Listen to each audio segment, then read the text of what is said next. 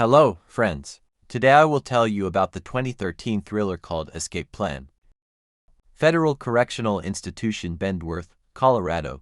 One of the prisoners burns pages of the Bible and then draws on the wall with soot. At this time, he is warned about the attack being prepared for him, and when it happens, the man manages to fight back, but he is sent to the punishment cell. Walking along the corridors, he carefully watches the guards and notes every detail: the guards' cigarettes, the combination lock on the doors, the time of smoke breaks. Returning to the cell, he prepares a sticky mass of toilet paper and carefully examines the milk carton, and then asks the guard about the time. The guard is surprised, but gives the exact hour, and then calls his partner for a smoke break. The prisoner counts the seconds of his absence. At this time, a car explodes in the parking lot in front of the prison. A commotion begins. According to the video cameras, all the prisoners are there. But when the guard enters the cell, he does not find his charge there. Firefighters put out the burning car. One of them gets into the car that has pulled up, takes off his firefighter suit, and turns out to be the escaped prisoner. The people in the car greet him,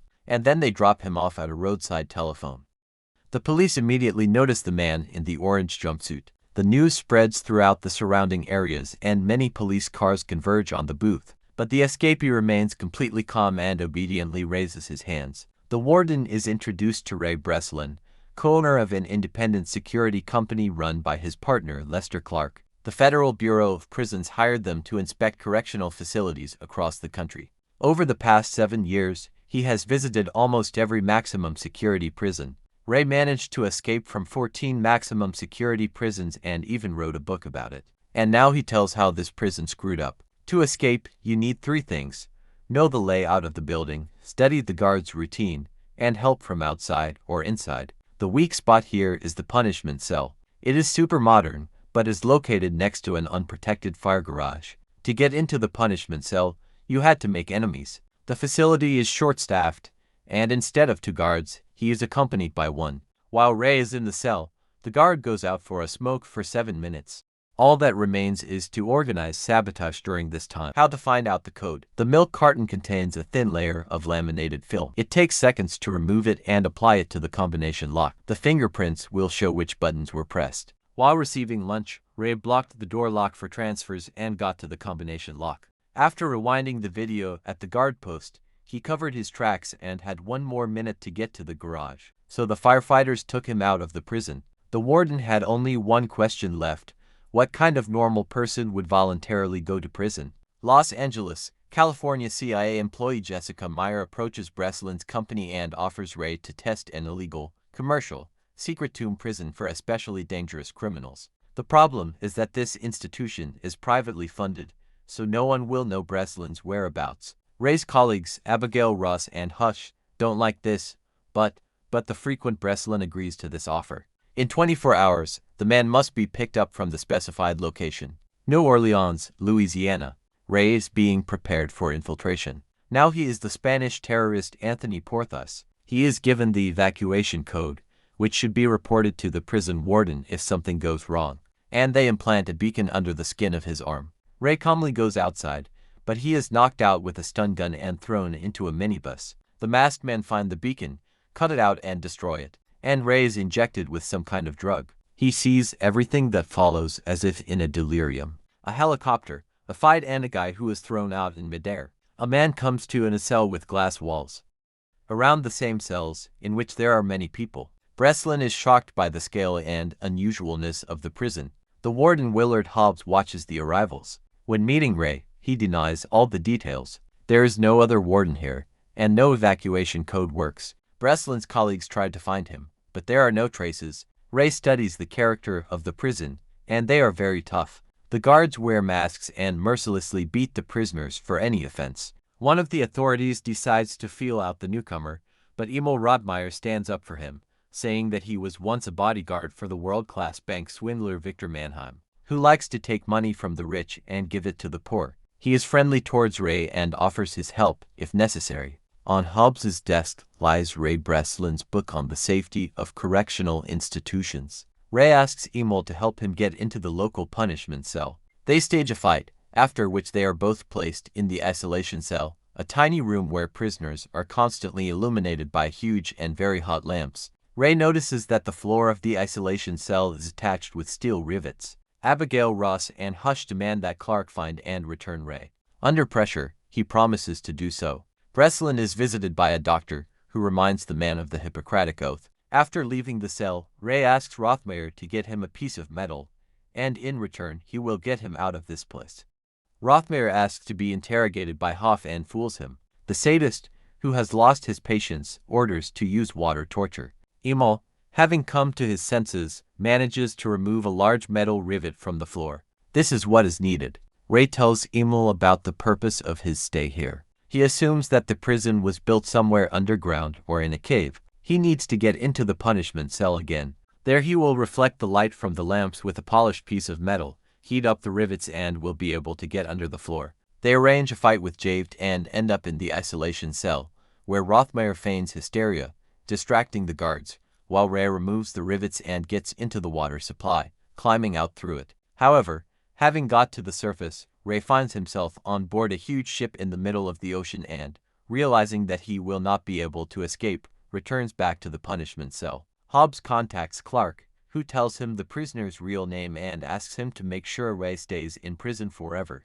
In addition, there are major problems in the banking sector that cannot be solved without Mannheim, so the overseer will have to use all his strength to find out where he is. And to do this, he needs to put pressure on the people of Major and Breslin. The guards begin to beat Ray and do not let him sleep. Emil tries in every way to support his comrade. One day, Breslin admits that he used to be a lawyer. The guy he put in prison promised to take revenge on him. He escaped from prison and killed Ray's family. Emil understands that he also has a daughter and urges him not to give up. Get out and take revenge on the one who sent him here. Rennie can find no blind spots, but nevertheless studies the habits of the guards. Later, he tries to find out from Dr. Curie where in the world they are, but he refuses to talk. Then Ray makes a sextant from scrap materials and glasses, with which he can determine the latitude, but for this he needs to get outside.